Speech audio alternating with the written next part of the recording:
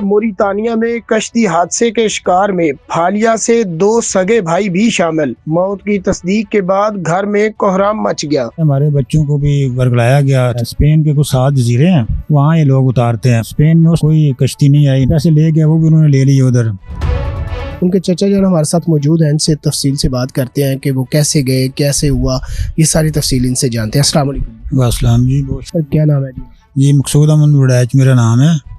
تو میرے بھتیجے ہیں، یہ غلام شبیر ہے، میرا چھوٹا بھائی بھی ہے، کزن بھی ہے۔ اس کے 4 بیٹے ہیں بیسیکلی۔ تو 2 بیٹے اس کے سپٹمبر میں، ایک ہمارے ساتھ ویلیج ہے لونگ دوتھڑا، وہاں کے ایک بندہ جو خود تو ہوتا ہے یونان میں ہوتا ہے، وہ ٹیلی فونک رابطہ ہوا تو اس نے ان کو چکنی چپڑو باتوں میں پھنسا لیا کہ آپ کو میں ادھر اسپین لے جاتا ہوں۔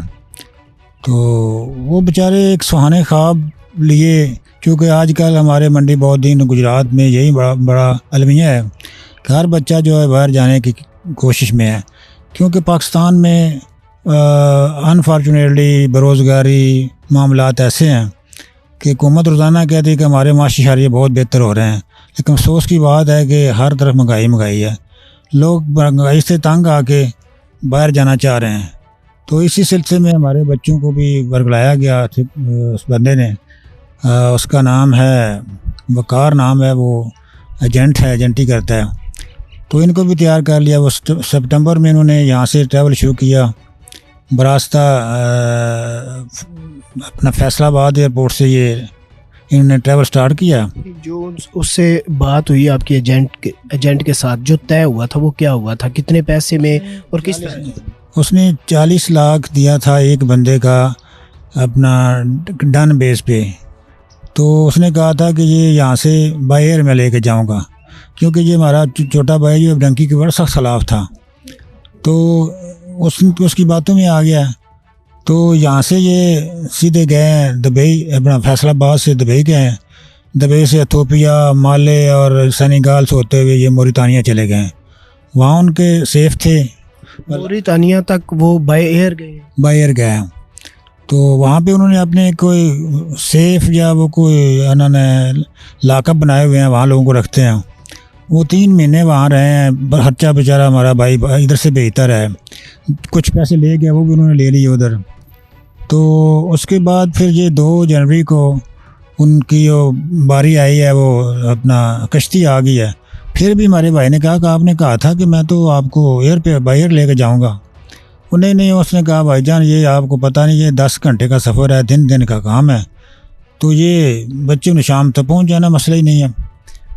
تو بیچارہ خاموش ہو گیا، چلو ٹھیک ہے، مطمئن کر رہا ہے۔ پھر بھی اس کو خوف ایک باب تھا، محبت میں، بچوں کی محبت۔ اس نے کہا کہ ایک بچہ چلا جائے، ایک کو نہ جائے۔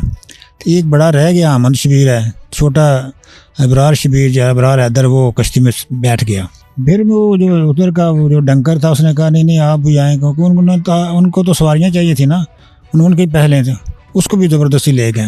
مطلب اسی کشتی پہ دوسرے بھائی کو بھی زبردستی بٹھا؟ ہاں جی، وہ 2 تاریخ کو چلی ہے۔ وہ ہفتہ 3-4 دن گزرے ہیں، تو اس سے پوچھا ہے تو ایجنٹ نے کہا جی پاس پہنچ گئے ہیں، جی مبارک جی پہنچ گئے ہیں، کوئی الہیرو جزیرہ ہے وہاں پہنچ گئے ہیں۔ ہم نے کہا چلو بڑی خوشی کی بات، مبارکیں ہو گئی، شکرانے کا دفعہ ادا کیے کہ چلو پہنچ گئے ہیں، ایک منزل طے ہو گئی ہے۔